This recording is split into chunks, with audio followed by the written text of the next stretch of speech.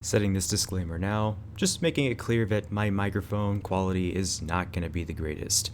So just a heads up, what you're hearing now is what you're going to get in the video, and that's up to you if you want to stick around and listen to the rest of the video. While on the subject of disclaimers, I want to make it very clear that this video is based on a theory that I came up with. Maybe someone already came up with this theory already.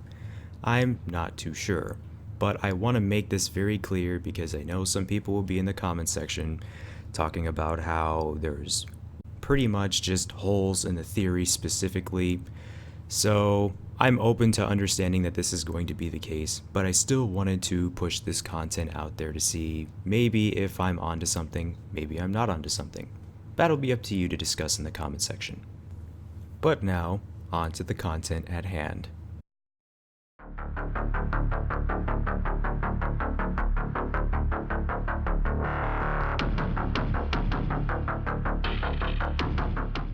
For me personally, I was really hyped to see that the potential of Revenant coming into Season 4 could possibly be a thing, considering his model was already placed in game back in the Halloween event, up until the point where it seemed like they were making it very clear with no other indications of other legends that were going to be coming into place for Season 4, we all believed that Revenant was going to be the prime choice for the Season 4 release. But then absolutely out of nowhere, Respawn Entertainment decided to throw us a curveball with someone that we may or may not have ever heard of before named Forge. This character came immediately as a surprise towards the end of Season 3 and kind of surprised a large chunk of the community, as everyone at this time had already pretty much had their mind made up that Revenant was going to be the character of choice. But obviously Respawn had different plans, probably as a method to throw us off, because perhaps they were too predictable with how they were launching their characters. Perhaps they realized that we begin to see patterns at how these releases were coming to place. Maybe they wanted to change it up because they didn't want to be so predictable this time. But then there's people in the community that would have you believe, in comments, on the video, in random articles that you can Google, that this was all done as a rushed last-minute attempt, with this video being uploaded, to simply appease the community.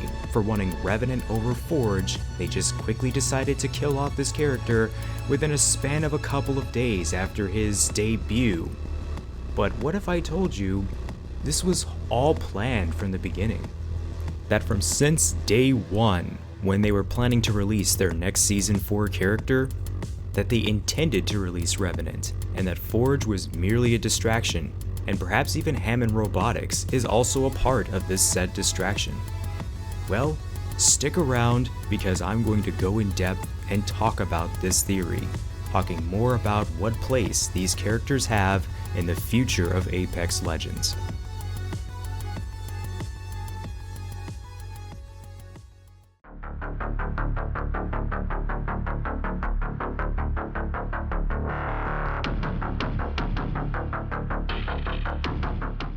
Let's start off with the title of Season 4. In my honest opinion, this should have been the biggest giveaway when Forge was announced that he wasn't really the character that was going to be released, although it wasn't until the video being released that it was really much a greater indication of such.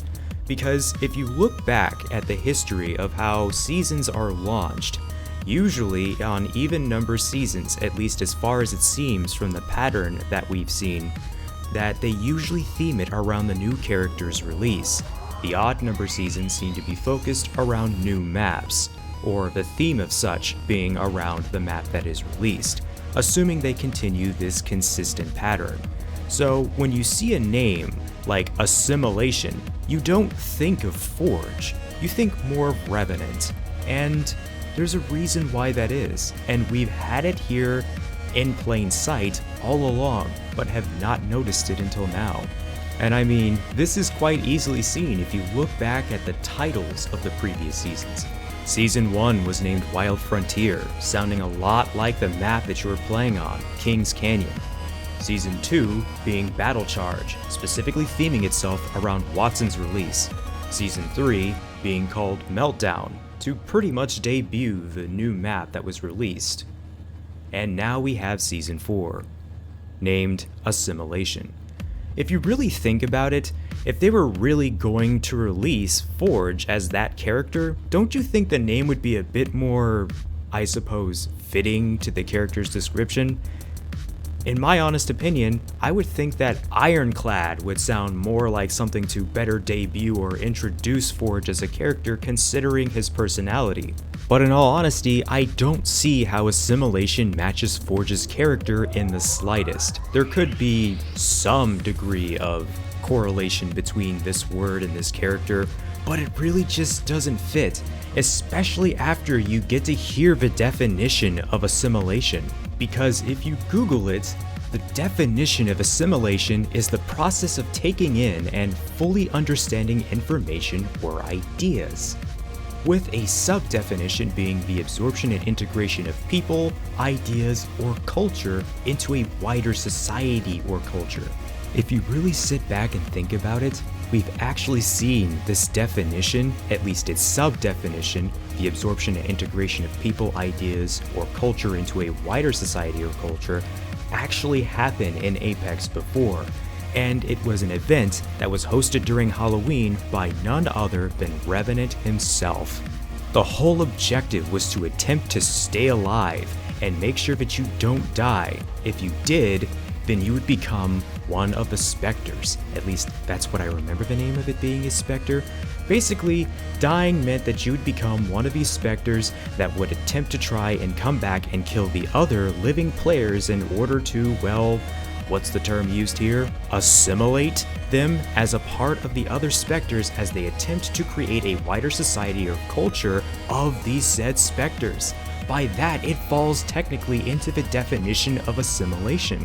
So when you really see the name of Season 4, there's already a correlation between this and Revenant, making it obvious that this was going to be the character of release if you sit back and really think about it based off of previous events that have already come to place. Revenant has already hosted an event that already has the definition of assimilation built into its season, which only makes sense that the name would be, well, more or less catered towards this character more than Forge. You don't really see Forge and think assimilation. You think more of something that sounds powerful and strong, not something that seems to want to bring others to the same society or culture, or perhaps even just trying to fully take in information. Which brings us back to the alleged death of Forge. And I say alleged because I'm sure a lot of you already know where this is going, and I'll get right to that in just a moment. But I want to bring your attention back to the clip of the assassination of Revenant killing Forge. Notice what Revenant is doing with his left hand before he impales Forge, at least before it goes off screen. One of the things that we can really notice about this is that it seems a little bit more complicated than it should be in order to basically just stab a target and kill it. That's because I believe that Respawn was actually trying to give us a hint at what one of Revenant's abilities or themes are going to be around. Going back to referencing the definition of assimilation, the process of taking in and fully understanding information or ideas, we can really get to see that perhaps this character just might be a wildcard character in Apex, essentially being able to perform this assimilation ability that allows him to be able to take abilities from other characters that he kills, allowing him to be able to make crazy combinations like Wraith's Phase Shift and Gibraltar's Ultimate. But maybe I'm overthinking it and going too far with it. With either case, it really seems like they created or put a lot of emphasis into this particular feature of him, and I believe that this is meant to really indicate that assimilation might be a large part of what this character's theme is based off of. Given his abilities, it wouldn't be too far-fetched to think that he could be able to do this to his victims, and thus make him a very diverse character that could be played many ways and make him extremely unpredictable. And for that, I'd have to say that this was a very intelligent way of showing it. But then of course, if you think about it, if he has to perform this action first, then that does leave him in the early game to be quite vulnerable, as he won't really have that ability available until after he assimilates that information from another victim. But of course, this is all speculation, and stuff I'm thinking could very well be possible, but I could also very well be completely wrong about this. But one thing that's for certain, this definition does not fall far from Revenant based off of previous events and what could potentially be a new event that was designed to describe this character more to more or less give him the identity that he currently has.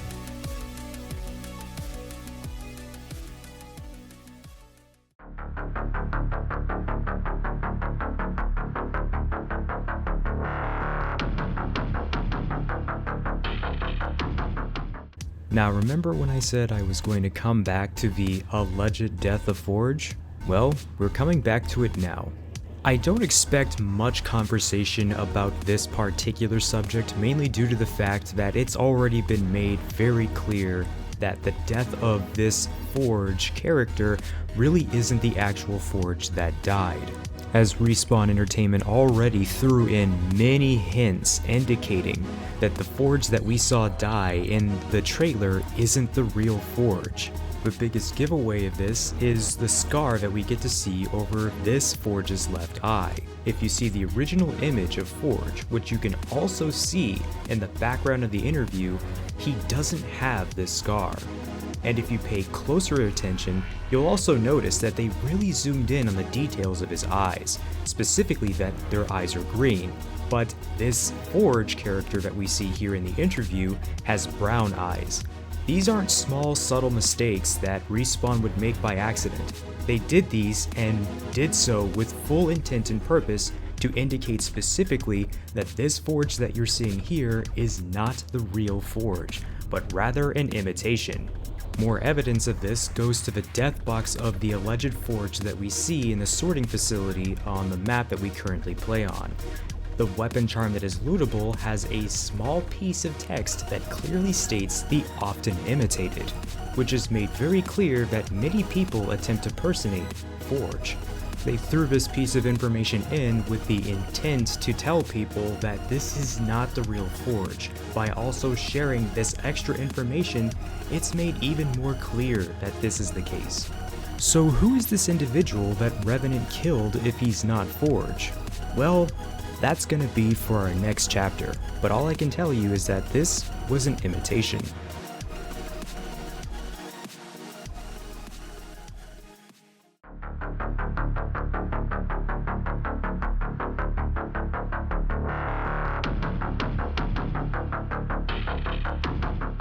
Now, this is where the part of the theory gets a bit more extreme and going to arguably be more controversial, but this is how I see this whole thing playing out and making sense in my head. To make a long story short, my idea or theory of this situation is that Forge had absolutely nothing to do with this interview. As a matter of fact, he didn't plan this interview at all. This was all completely staged by Revenant. To make a long story short, Revenant essentially set the stage to be able to create a fake interview with an imitation Forge in order to display sort of his character in a way that makes him extremely dangerous, deadly, and intimidating as his introduction to the Apex games. It wouldn't be beyond his power to be able to do something like this simply because he did once host the Halloween event last year. Because of this, it's made very clear that his operation in this was not done exclusively by himself. Given the death box that we saw, it's made very clear that he had assistance with whoever's in charge of the Apex games in order to make this entire advertisement look as clean as it did so far. One other thing to further indicate that this is a fake Forge is because Forge was never officially drafted into the Apex games, but yet the Forge that we saw die there had a death box. Only people, as far as we know, that participate in the Apex games or are a part of Apex in general have death boxes. This means that whoever this imitation is had to have some type of affiliation with Apex in some way, form, or fashion. But why would Apex want to help Revenant create this imitation death of one of the famous people in the Outlands, a hero as he's called? Well, I can give you 3 reasons why they did this. Reason number 1 is that it's a great way to introduce a very intimidating character into the Apex games. Obviously, Revenant has already set the stage for being someone who shows absolutely no mercy on the battlefield. Reason number 2 is just for the simple sake of publicity. You have to understand that the Apex games are probably broadcasted throughout the entirety of the Frontier or wherever it goes, which is a massive audience. Saying that someone died as famous as Forge was to someone named Revenant is obviously going to attract a lot of attention to them, especially to wherever the real Forge is. Reason number 3 is just simply because they know that Forge will end up seeing this. And obviously seeing him die to someone like that in a way that would probably be seen as a coward's way to die would obviously enrage him, or perhaps provoke him to want to join the Apex games to get revenge for someone who faked his death, or essentially degraded who he was as a character by showing how quickly he died on screen. This is obviously also set to make it to where Forge would be tempted to join the Apex games later on down the road, but when that will be, we honestly don't know. Now I bet you're asking yourself, well, what about Hammond Robotics? What do they have to do with all of this? And to be completely honest with you, Hammond Robotics has about as much to do with the Apex games as whatever contract was signed between them and Apex. Once again, it could have just been all set up correctly for this to happen the way it did, and then just bring this character in off screen behind their back. Once again, we don't know all the details. But then again, having Hammond Robotics a part of all of this doesn't necessarily mean that they're going to drag Forge into it. Maybe he wasn't interested. Maybe all they're doing is just fulfilling a business contract. Just because Hammond is dipping their hands into the Apex games doesn't necessarily mean that Forge has to be involved with it.